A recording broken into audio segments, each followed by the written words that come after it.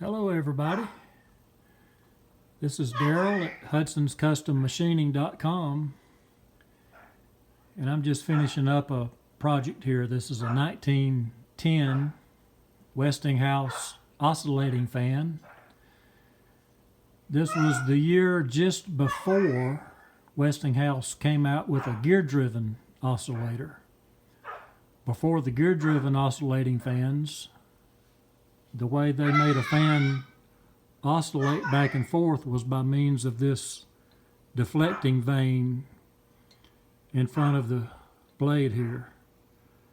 And the way this works, when the motor's running and the fan's turning, the wind coming off the blade hits against the back side of this vane and pushes the fan in this direction.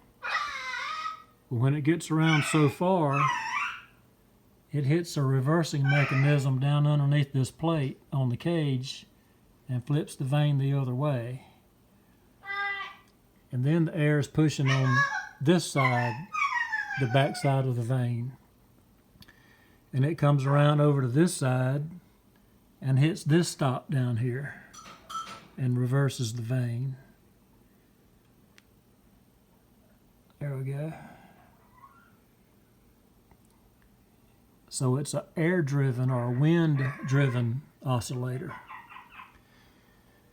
And this is one that I got out of Ohio a few months back. Well, last summer. It's been sitting around here for several months, and I decided to go ahead and restore it. I disassembled everything, took the motor all apart, made new bearings, front and rear. Everything was stripped down completely. Everything was rewired with authentic, period correct, cloth covered wire for the power cord, and the internal wire to the switch and the brushes as well. Made a lot of new hardware for this one. Made all new acorn nuts for it.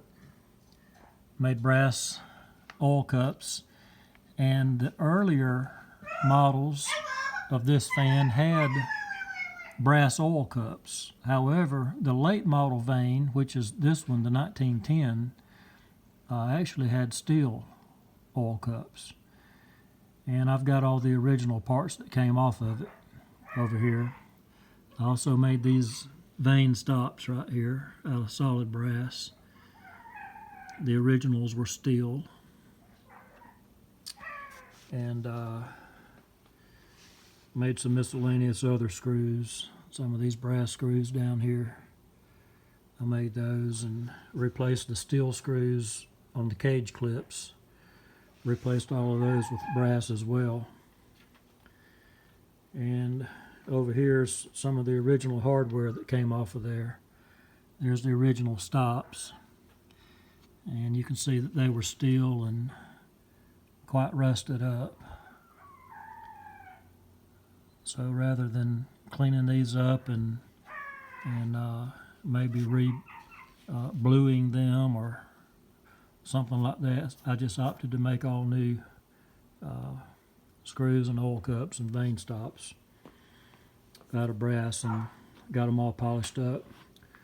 So we'll start the motor up and let you see it run.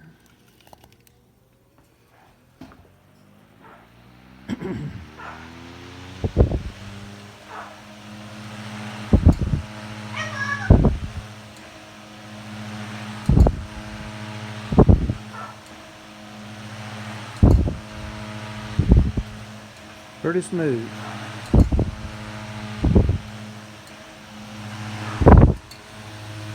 And there's quite a few adjustments on this. These vane stops here that reverses the vane. There's several threaded holes all the way around the base on this fan that you can move these stops depending on how wide you want it to sweep back and forth before it reverses.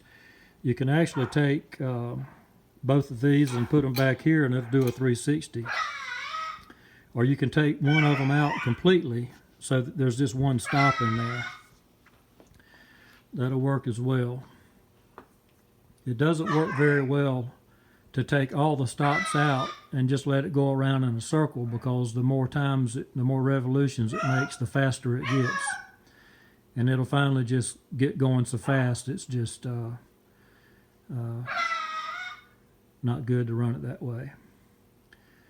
So anyway, a lot of work went into this. I had to make these new vane bushings here. Made the spring. Bottom bushing down here for the bottom of the vane. I don't know how much time I've got in this one, but it's probably better than when it left the factory in 1910. And it's good to last another 100 years. So that's it for today, y'all. Thanks for looking at my video, and we'll catch y'all later.